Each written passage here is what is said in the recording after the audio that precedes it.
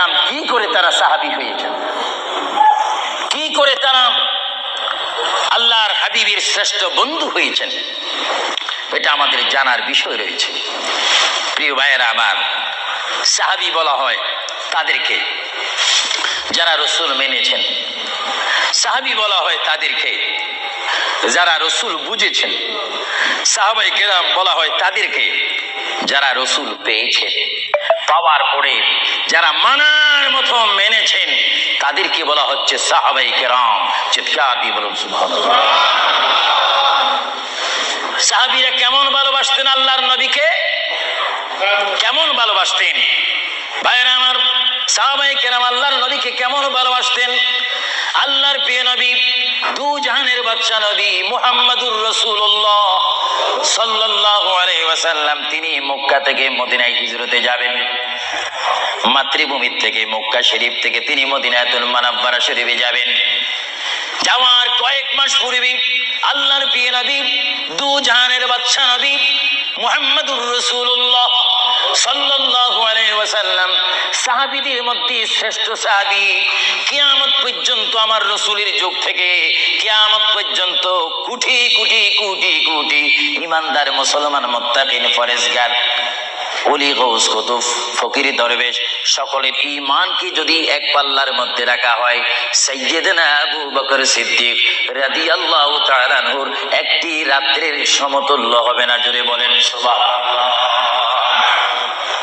সমস্ত ঈমানদারের ইবাদত যদি এক পাল্লাতে রাখা হয়, সাইয়্যিদনা আবু বকর সিদ্দিক রাদিয়াল্লাহু তাআলা আনহু এক রাতে যেই ভালোবাসা রাসূলকে দেখিয়েছেন, তার পরিমাণ ভালোবাসা সমগ্র সৃষ্টি জগতের মুসলমানের হবে না। চিৎকার দিব সুবহানাল্লাহ।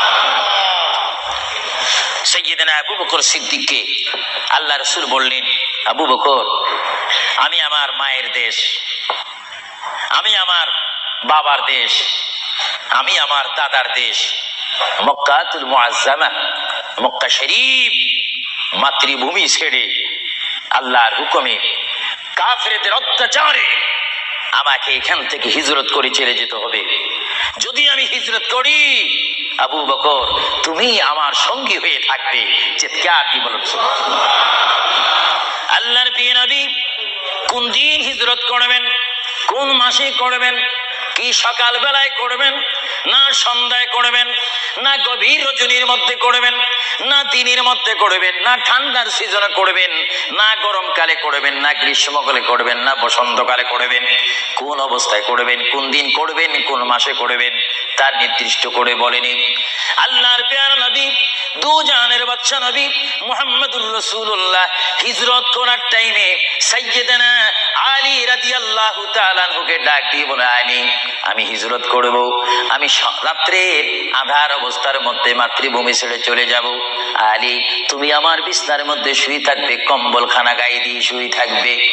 আলী, কাফিররা তোমাকে মারার জন্য চেষ্টা করবে, কিন্তু তোমাকে মারতে পারবে না। আলী, আমি যাওয়ার টাইমে অনেকের আমানত টাকা পয়সা আমার কাছে রয়েছে, আমি তোমার হাতের মধ্যে দিয়ে দিলাম। সকাল যখন হয়ে যাবে তুমি তাদের আমানত গুলা তাদের কাছে পৌঁছাই দিবে। এতে প্রমাণ হলো হযরত আলী যদিও নবীর বিছনার মধ্যে ঘুমিয়ে যায়, তারপর আলীকে মারা যাবে না, যেহেতু যদি আলী মরে যাইতেন আলীর নিকটে আমার নবী আমানত রাখতেন না। জোরে বলেন সুবহানাল্লাহ। আরো জোরে বলেন। তাহলে কাফেররা আলীকে মারতে পারবেন না, এটা নবী জানে কি জানে না? আওয়াজটা ডাউন হয়ে গেল। উচ্চ সুরে বলেন, নবী জানে কি জানে না? নবীকে জানার ক্ষমতা দিয়েছেন কে? কারণ নবীর টিচার তো কোনো ব্যক্তি নয়, নবীর টিচার কোনো ফেরেশতা নয়, নবীর শিক্ষক কোনো মানুষ নয়, নবীর শিক্ষক একমাত্র হচ্ছে আল্লাহ। জোরে বলুন কে? আরো জোরে বলুন কে? আল্লাহ যার শিক্ষক, তার ইলমের কি কমতি আছে নাকি?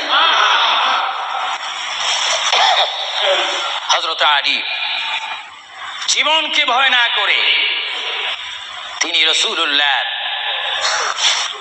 পালকের মধ্যে তিনি শুয়ে পড়লেন, বিছনার মধ্যে শুয়ে পড়লেন। যখন শুয়ে পড়লো, কাফেররা প্রবেশ করে দেখেন ওই চৌকির মধ্যে নিশ্চয়ই মুহাম্মদ ঘুমিয়ে আছে। বলেন সাল্লাল্লাহু আলাইহি ওয়াসাল্লাম।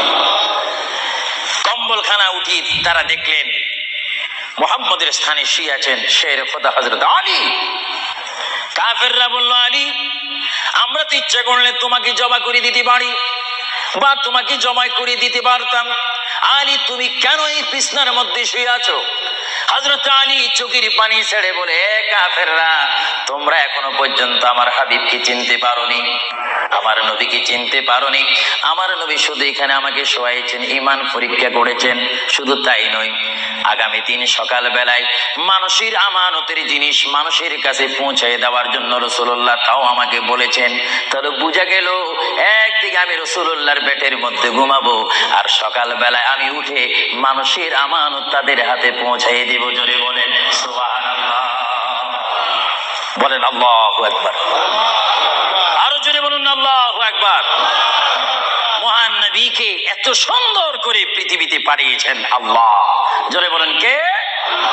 তাহলে ভাইয়েরা আমার, কেউ যদি আমাকে মারতে আসে আর আমি যদি জানি আমার পালকের মধ্যে যদি আমি শুয়ে থাকি, কেউ আমাকে জমা করে দিবে, আর এই টাইমে যদি আমার ভাইকে যদি আমি বলি, বিশেষ করে সভাপতিকে যদি বলি, আপনি একটু আমার পালকে ঘুমান, উনি বলবে আমার সভাপতির প্রয়োজন নেই,